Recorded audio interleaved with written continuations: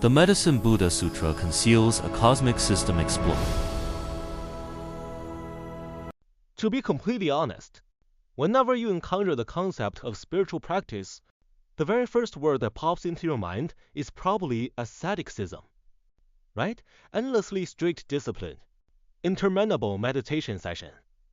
But what if the ancient text we are opening today drops an entirely different path right in front of you? Today, we are going to break down the material on the Bodhisattva Sutra. Get ready, this is definitely going to overhaul your perspective. Think back for a moment. Have you ever experienced that deep spiritual exhaustion?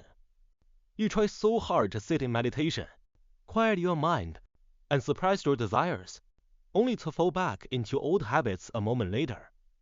That sense of defeat is painfully real. We end up feeling like we're just not good enough. Like that state of perfection is forever out of reach. Have you ever considered an extremely bold hypothesis? What if spiritual fulfillment doesn't require you to grind endlessly or endure grueling practice across countless lifetimes? What if there's a far more direct path right there in front of you? 10,000 times. You heard that right. The text explicitly throws out this mind-blowing number. We all know that the 10 good deeds, not killing, not stealing, and other foundational virtues are the bedrock of the Buddha's teachings. Yet, this text cheaply and boldly points out that the importance of the Medicine Buddha Sutra is at least 10,000 times higher than the 10 good deeds alone. 10,000 times. It's like unlocking the ultimate cheat code for your spiritual practice. How on earth can a single sutra carry such overwhelming weight? To completely unpack this, we are going to break it down into 4 steps. The ultimate spiritual shortcut. The incredible power of original vows. When total metamorphosis occurs. The ultimate paradox, entered only through faith. Part 1. The ultimate spiritual shortcut. Crossing countless kalpas of struggle. At its core, the traditional path relies entirely on self-effort.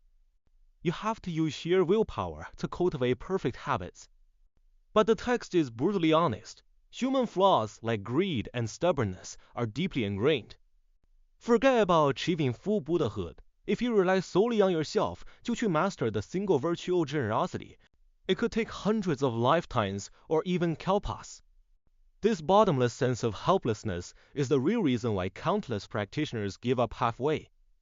When we place these 2 paths side by side, the contrasts become immediately clear. Traditional self-reliance, relying on sheer willpower, where you must grit your teeth and grind.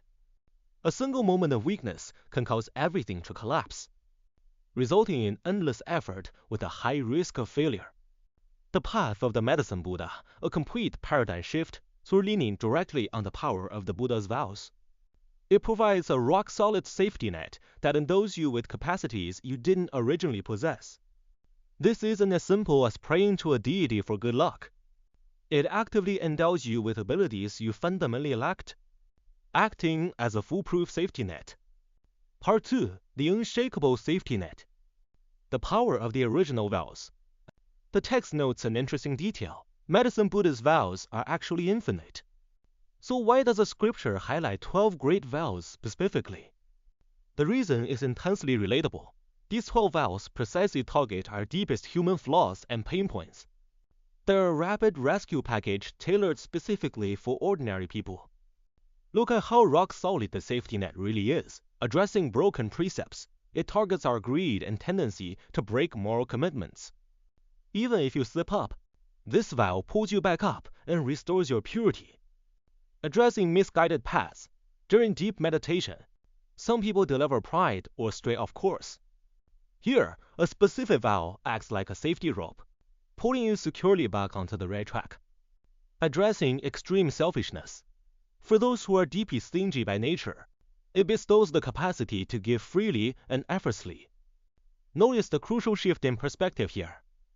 It's not that you run a grueling marathon and then get a trophy at the finish line. Instead, when you don't even have the strength to run it, it directly injects the exact capacities you lack discipline, patience, generosity, straight into you. When you can't achieve it on your own, it gives you the ability to succeed. That is the most profound revelation in the entire text. Part 3. rewriting physiology in karma. When does metamorphosis happen? The text outlines 2 clear timelines for this transformation. Plan A. If you truly comprehend these vows, you can make an immediate 180-degree turn from unwholesome to wholesome. The vows will gradually manifest in you throughout your current life. Plan B. Realistically, Plan A is extremely difficult for most ordinary people. Fortunately, the text offers a reassuring alternative. True transformations safely takes place during the transitional window between 2 lifetimes, the bardo state. Why choose this specific moment? The text uses a brilliant biological analogy. Our current physical body is a karmic reward body. Every single cell and strand of DNA is already saturated with karmic data from past lives. Trying to forcefully realize these perfect vows within your current physical body would be like crushing every cell to rebuild it, an ordeal of immense suffering that flesh and blood simply cannot withstand.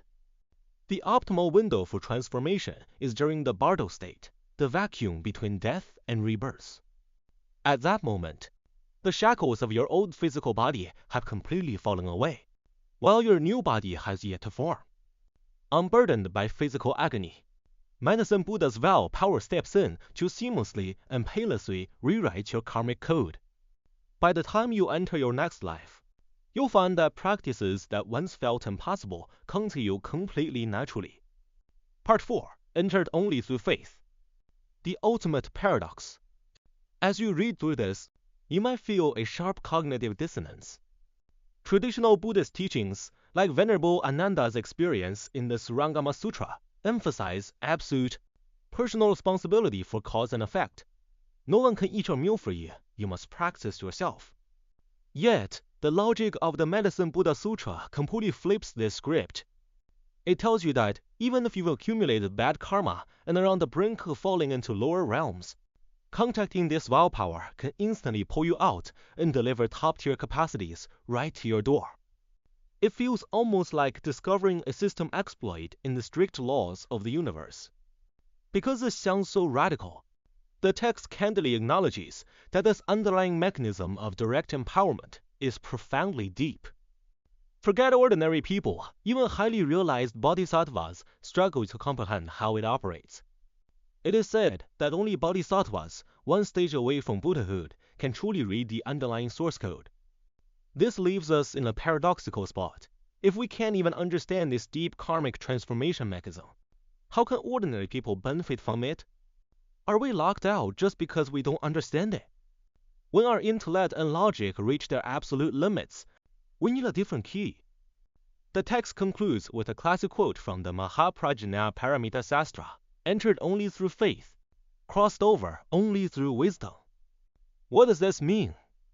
You don't need to understand how the complex underlying code is written to click download and run the software. Pure faith is the power button and the sole entry point into this inconceivable realm. Conclusion. This leaves us with a compelling choice. When you feel utterly exhausted from fighting your own deeply ingrained habits, will you continue trying to grind it out through sheer fragile willpower? Or are you willing to set aside your rigid preconceptions and open yourself to this magnificent, prepackaged willpower? Thank you for tuning in to today's deep dive. Until next time.